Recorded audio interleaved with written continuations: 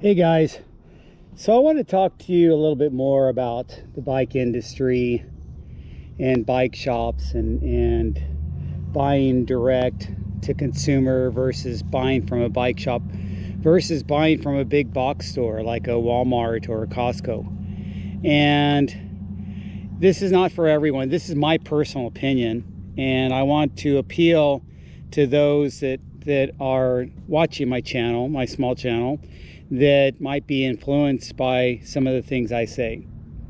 So number one, like I said on my last videos, I want to keep the small bike shops in business. I think they have a viable place in the community. I think we should have more bike shops and less donut shops and bakeries, honestly.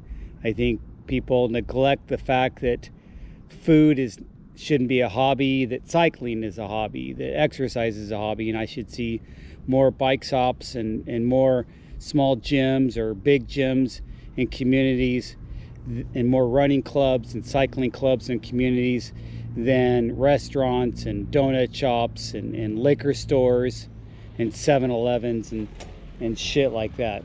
I feel like we've ruined a lot of our communities with that. You look at every strip mall that has a damn donut shop and a liquor store and maybe a laundromat and a tobacco store or some bullshit like that. And especially here in LA, it sucks.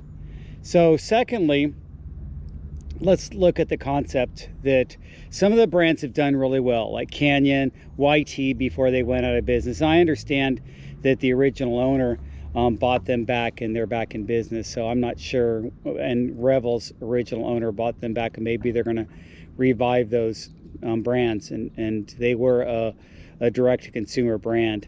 But I wouldn't buy direct-to-consumer.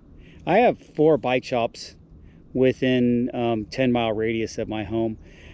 There's nothing that is direct-to-consumer that appeals to me more than another brand that I would get at one of those bike shops, or maybe direct, maybe a frame direct from a manufacturer. Like I got my second 7 or my third 7 was directly from them because it was a warranty and I worked directly with them.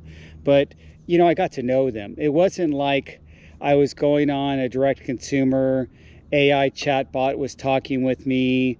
It was completely marginalized and completely trying to use some type of algorithm to hook me into, oh, you left this in your cart, or we'll offer another 10% off. That doesn't appeal to me. To me, that's just the CRM bullshit that, you know, I can't stand Salesforce. Don't even start with that company. But that's the kind of bullshit that came and ruined healthcare, if you ask me. And that's another topic. I'll put that on my other channel, Nurses at Tech. But direct-to-consumer just doesn't appeal to me. There are some good brands, but if you could find a way to buy that bike used, I would try to buy that bike used off of some other format, maybe Facebook Marketplace or some of those used cycling websites that sell direct-to-consumer that are used. But I wouldn't buy a brand new Canyon or a brand new YT or any of those direct-to-consumer. That is just not me. Secondly, the big box stores. Now, we all heard about the Ozark bike at Walmart, and it's such a great value, and there's nothing wrong with it, and people can get that bike because a lot of the people that are getting that bike, they'll never even change the tires, you guys. It's going to stay exactly like it was when they bought it 10 years later, when it's collecting cobwebs in their garage and they pull it out occasionally to ride it. That's the consumer they're appealing to, is the same one that bought a fishing reel there the week before, or bought a tackle box, or bought some other stuff that they hardly ever use. That's just what Walmart does. It sells a bunch of random shit cheap, and it's cheap shit. Is that Ozark worth it? I don't know. I don't care. I'm not going to buy one. I'm not going to buy a bike from Costco. Even I think Intense was selling at Costco. I'm not going to buy an Intense from Costco. That's just me. It doesn't sit well with me, and that's just how I feel. And I think many of the people who watch my channel probably feel the same way. I think there is some value to buying from somebody that has some insight, has some experience, has built bikes before, has rode bikes, rides on your local trails, has that insight, and you can get that experience. And yes, you can get some of that experience with a direct consumer brand. Maybe it might be a local brand, or it might be people that resonate with you, that maybe they went from building complete custom to getting into bigger manufacturing stuff where they're building, like Stinner's doing it, like Newhouse Metalworks. I keep mentioning them. I really want one of those steel frames. They're pretty nice. But the whole aspect of like buying a huge brand, and this what really I think is unethical. Trek and Specialized, them underselling and not making those people that want to get that bike go to the local dealership where they can get it, and that dealership can build it up and warranty it and everything else like that. Having those brands go direct to consumer and undermining their relationship with their bike shops, that just doesn't set well with me. And maybe it doesn't set well with you, or maybe you're okay with it. But again, back to my original series on this, a bike is not just a bike. A bike is a lifestyle for me. A bike is something that I've resonated with a long time ago. That's what my stupid channel is, Ride for Life, Fit for Life. I feel like riding my bikes has kept me fit for life.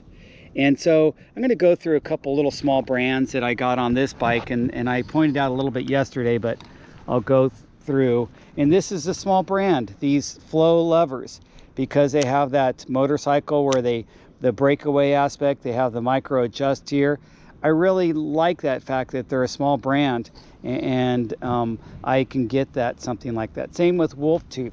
Wolf Tooth is a small brand that kept figured out some cool shit to do with parts. They can make them here. They make them really nice and high end. Same with Better Bolts, that can make the little bolts and stuff like that for your brakes and for your brake levers and all that stuff, and put that stuff together. Same with King Cages. It can make the water bottle, titanium water bottle cages that are really second to none, if you ask me. And those little brands, same with Bird Spokes. That's another small brand. And I like the little niche brands that only I understand, because I'm going to tweak my bikes and get into stuff like that. And I am going to know the difference and think about that. Renthal is a pretty big motorcycle brand, but you know, they got kind of, I guess they're a smaller brand when it comes to the bike industry. But I felt that was a carbon handlebar that I could trust. I get 31.8, you guys. I don't know if you notice it.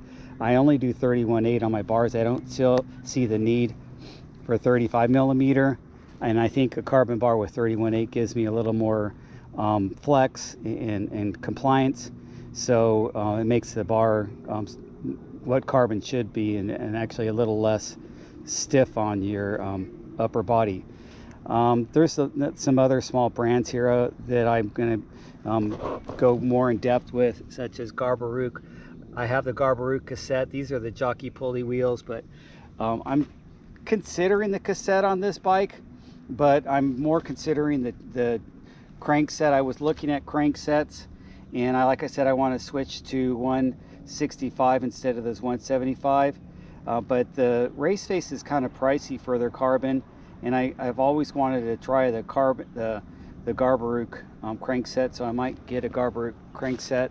And again, the Garbaruk is a smaller company. I kind of like it's a niche little small company out of Poland that's making stuff. It's machining stuff, just like Hope machines their stuff in UK. So that's what I'm thinking, guys, and I just wanted to give you my thoughts before I take off on my ride, and I'll talk to you guys later.